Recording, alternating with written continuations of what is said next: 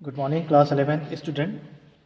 Today we will discuss molar specific heat capacity of gas.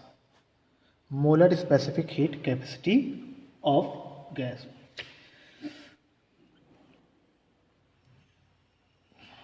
First, molar specific heat capacity at constant volume. There are two types of molar specific heat capacity. First is molar specific heat capacity at constant volume, which is denoted by Cv, and number two is molar specific heat capacity at constant pressure, which is denoted by Cp. ठीक है, देखिए हमको पता है specific heat capacity क्या होती है, जो कि हम लोग पहले ही काइनेटिक थ्योरी ऑफ गैस में पढ़ चुके हैं. Q is equal to formula हमने पढ़ा था mc delta T, where c small c is equal to Q upon m delta T. हमने क्या बताया था कि स्पेसिफिक हीट कैपेसिटी क्या होती है. ये बताई जाती है किसी 1 ग्राम सब्सटेंस को 1 डिग्री टेम्परेचर बढ़ाने पर कितनी हीट देनी पड़ेगी. ये कौन बताता है? Specific heat capacity. 1 ग्राम सब्सटेंस को 1 डिग्री टेम्परेचर बढ़ाने पर कितनी हीट देनी पड़ती है, ये बताता है स्पेसिफिक हीट कैपेसिटी. ठीक है ना. हम यहाँ पे अब मोलर स्पेसिफिक हीट कैपेसिटी पढ़ रहे हैं, तो मोलर स्पेसिफिक में यहाँ ग्राम की बात नहीं करेंगे, 1 मोल की बात करेंगे. ठीक है ना. तो यहाँ पे हम 1 मोल की बात करते हैं, तो ये मोलर स्पेसिफिक हीट कैपेसिटी बोलेंगे. और कांस्टेंट प्रेशर और कांस्टेंट वॉल्यूम की बात की जाती है. अगर हमको कोई डिफिनेशन पूछता है तो हम बता सकते हैं कि it is the defined as the amount of heat required to raise the temperature of 1 mole of gas through 1 degree Celsius at constant volume. 1 degree Celsius 1 mole of gas का बढ़ाने पर कितनी हीट देनी पड़ेगी, अमाउंट ऑफ हीट रिक्वायर्ड होगी, ये हमें बताता है molar specific heat at constant volume. Similarly at constant pressure पे 1 डिग्री टेम्परेचर बढ़ाने पर 1 मोल सब्सटेंस ऑफ गैस का कितनी हीट देनी पड़ेगी, वो बोलते हैं Cp. ठीक है ना. अब एक सवाल और पूछा जाता है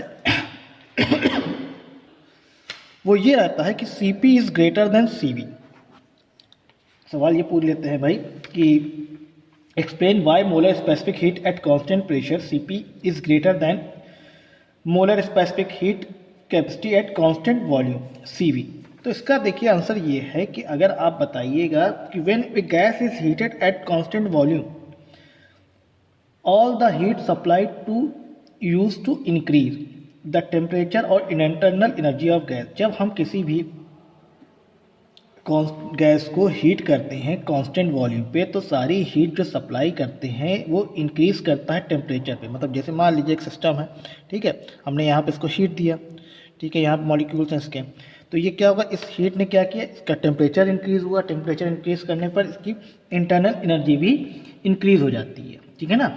अब होता क्या, when gas is heated at constant pressure the gas expand. जब हम लोग कांस्टेंट प्रेशर पे करते हैं गैस हीट, तो होगा क्या कि गैस एक्सपैंड करने लगती है. It does work against the external pressure. This heat supplied is used in 2 ways. जो हीट हम सप्लाई कर रहे हैं यहाँ पे इस्तेमाल 2 तरीके से होती है. कुछ हीट का पार्ट जो होता है इसके इंटरनल एनर्जी में जाता है, और कुछ हीट का पार्ट कुछ इसके वर्क में.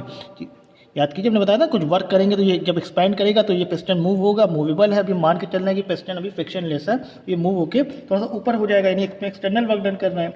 सो एट कांस्टेंट प्रेशर पे additional amount of heat equivalent to the work done is utilised. Hence more amount of heat is required to increase the temperature of 1 mole of gas at constant pressure. इसीलिए at constant pressure पे हम देखते हैं हमें ज़्यादा heat देने की ज़रूरत पड़ती है, ज़्यादा Cp की वैल्यू होती है as compare to at constant volume. ठीक है. तो ये आपका इंपॉर्टेंट पॉइंट है, इसको नोट कर लीजिए. इसमें क्वेश्चन बड़ा पूछा जाता है. Define the 2 principal specific heat of gas and explain why molar specific heat at constant pressure is greater than molar specific heat at constant volume. तो इसको आप पढ़ लीजिएगा. नेक्स्ट अभी हम लोग इसमें एक रिलेशन पढ़ने वाले हैं Cp और Cv के बीच का. Cp minus Cv is equal to R, where R is a universal gas constant which is the value of R is 8.314. Okay. तो ये रिलेशन का अभी हम लोग डेरिवेशन इसको देखेंगे, बहुत इंपॉर्टेंट डेरिवेशन है, इसको देखेंगे नेक्स्ट क्लास में. Thank you.